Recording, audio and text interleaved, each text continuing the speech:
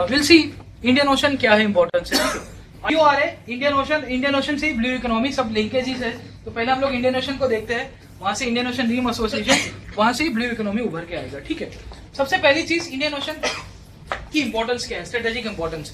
One of the world's third largest oceans, carries 1/2 of the container ship, 1/3 of the bulk traffic, 2/3 of the oil shipment. ठीक है, important sea lanes of communications, SLOC। ठीक है, तो Indian Ocean का strategic importance देखने को मिलेगा कि it is known as a lifeline of international trade and transport. बहुत ही इंपॉर्टेंट चीज है इंडियन ओशन को लेके।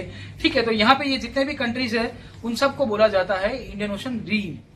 It is a rim which compromises the states whose shores are washed by the waters of Indian ocean. ठीक है, तो ये सब जितने भी कंट्रीज है जहां जहां इंडियन ओशन टच कर रहा है उसी को ही इंडियन ओशन रीम कहा जाता है, IOR कहा जाता है। वहां से हम लोग आगे बढ़ते हैं।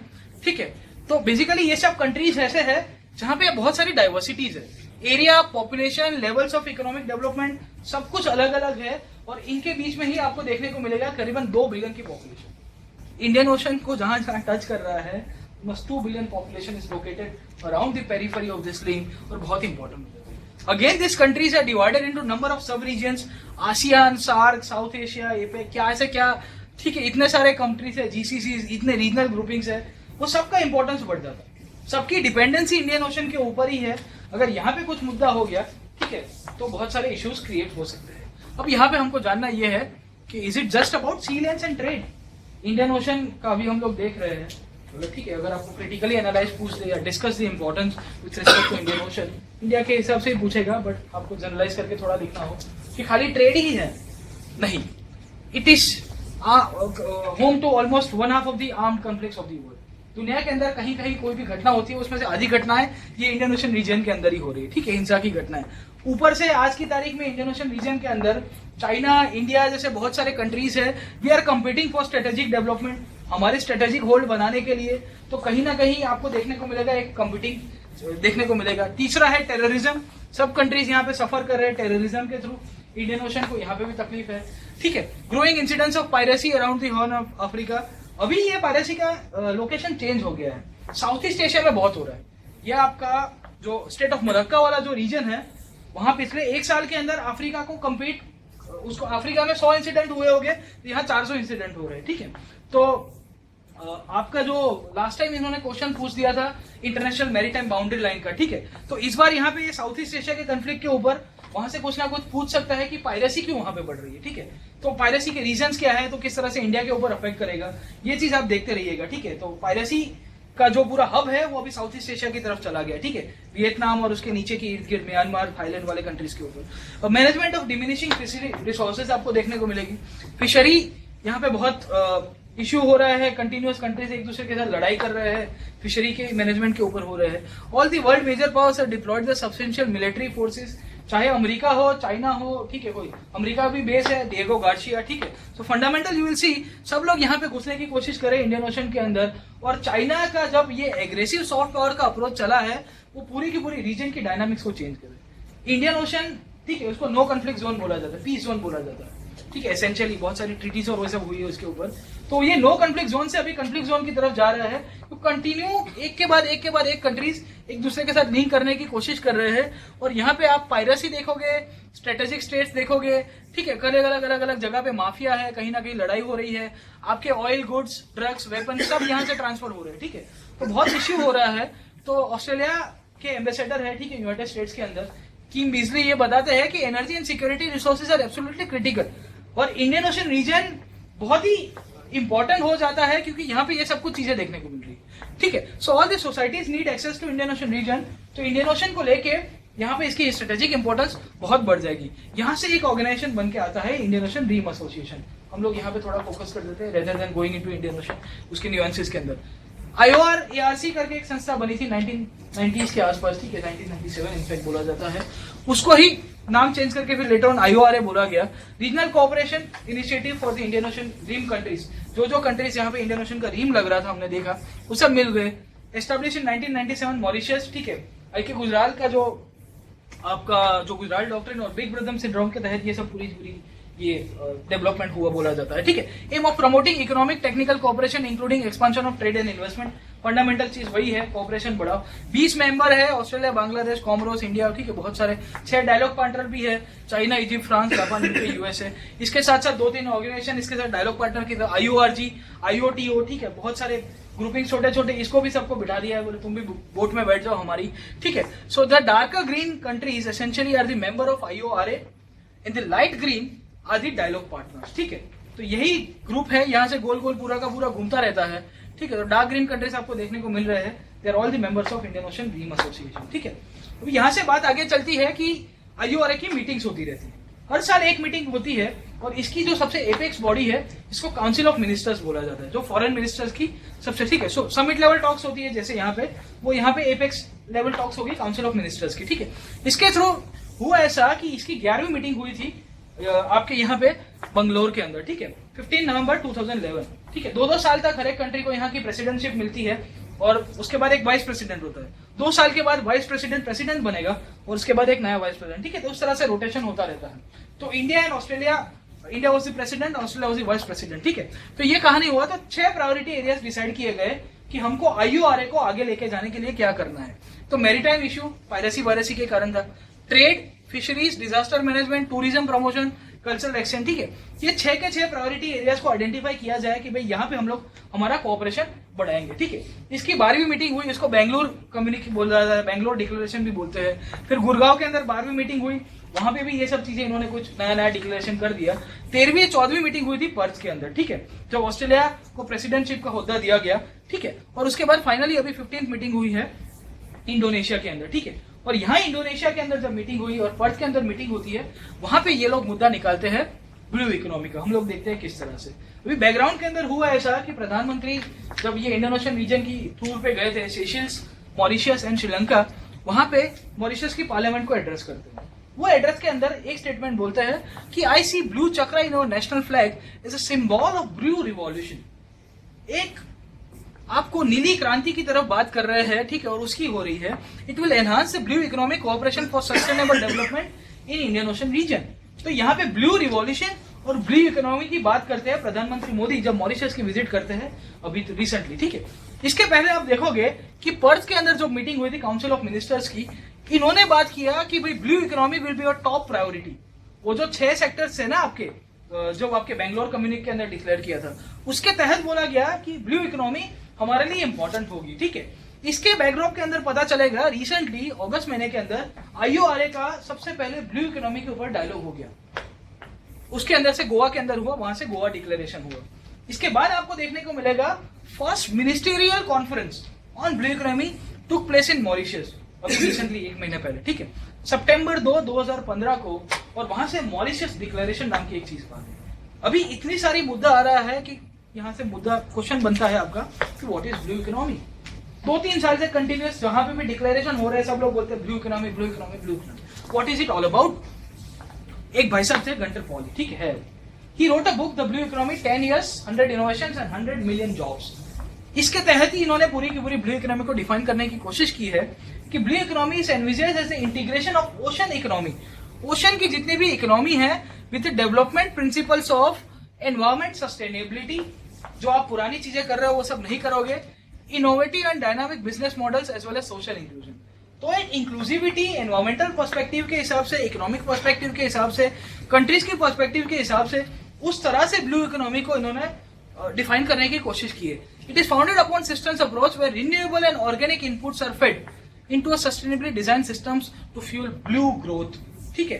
तो अभी तक ग्रीन ग्रोथ बहुत मुद्दा आ रहा था, तो अभी ये थोड़ा बहुत चेंज हो रहा है और अभी ब्लू ग्रोथ की बात हो रही है, क्योंकि आपको सस्टेनेबल बनना है और ब्लू लेवल के ऊपर, ठीक है, ओशन के साथ लिंक करके करना है।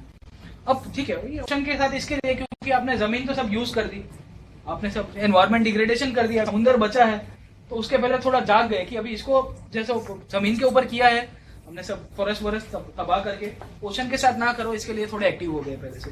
Also the idea of blue economy was argued into Rio+20 preparatory meetings, ठीक है। Rio+20 की जो मीटिंग्स हो रही थी उसके अंदर भी बात हुई।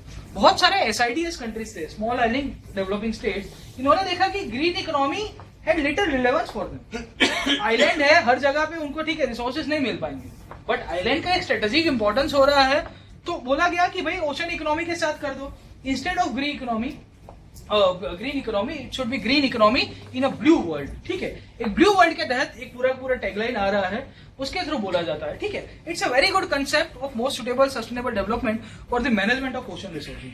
अभी जमीन के अंदर रिसोर्सेज कम हो गए हैं, तो ओशन को मैनेज करने के लिए उसके ऊपर बात हो रही है। ठीक है, सो 8 priority sectors were basically identified when the ministerial conference were taken place. ठीक है, जब इनिशियली सबसे पहले 8 सेक्टर्स डिसाइड किए गए। फिशरीज एंड एक्वाकल्चर पहला, दूसरा पता चलेगा रिन्यूएबल ओशन एनर्जी, ओशन के थ्रू आपको, ठीक है, ओशनेबल एनर्जी के थ्रू पूरा डेवलप करना है। सी पोर्ट्स एंड शिपिंग, ठीक है, वो 6 के 6 सेक्टर्स को थोड़ा ब्रॉड करके आइडेंटिफाई किया गया। सी बेड एक्सप्लोरेशन एंड मिनरल्स, मतलब समुद्र के अंदर से मिनरल सब कुछ निकाल के, ठीक है, पर सस्टेनेबल वे में करेंगे ऐसा बोला जाता है। Marine biotechnology research and development, उसको भी फोकस करने की बात हो रही है।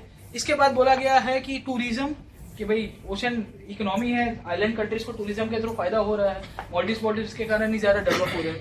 ओशन नॉलेज क्लस्टर्स, ठीक है, ओशन के अंदर छोटे नॉलेज क्लस्टर्स बना दिए जाएंगे, छोटे आइलैंड्स के रूपिंग बना के।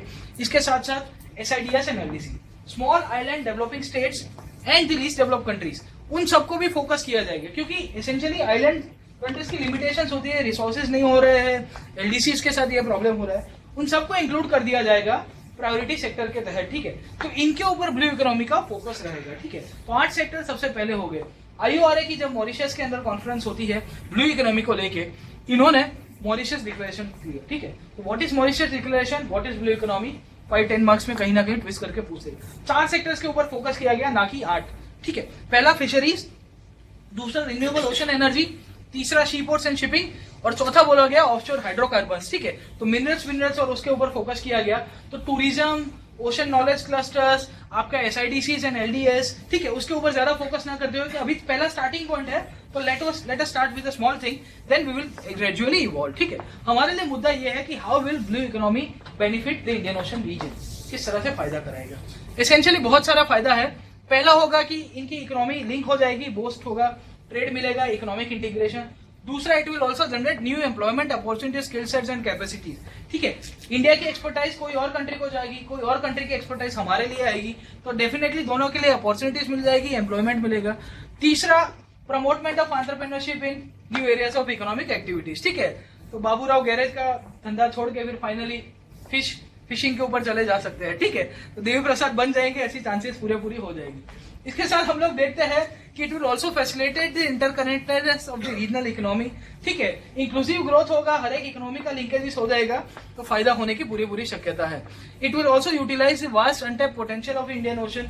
इंडियन ओशन अभी तक बहुत ही अनटैप रहा है और पोटेंशियल काफी है, तो ये सब इंटीग्रेट करेंगे, इंटीग्रेट वो भी सस्टेनेबल वे में करेंगे, तो अच्छी तरह से यूटिलाइज करने की कोशिश हो जाएगी। So it will also contribute to the concept of sustainable development and climate change mitigation. तो 6-7 पॉइंट के ऊपर बहुत फायदा हो रहा है, वो चाहे इकोनॉमी हो, साइंटिफिक हो, कोई भी आपको ओशन लेड डेवलपमेंट हो। ठीक है, तो लोडिंग यहाँ पे अटक जाएगा, ऐसा बोला जाता है। ठीक है, यहाँ से वाईफाई का कनेक्शन तोड़ दिया जाएगा।